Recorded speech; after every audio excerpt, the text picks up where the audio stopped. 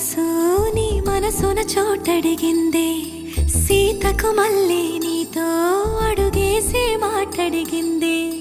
నీకు నువ్వే గుండెలోనే అన్నదంతా విన్నాలే, అంతకన్నా ముందుగానే ఎందుకు అవునన్నాలే.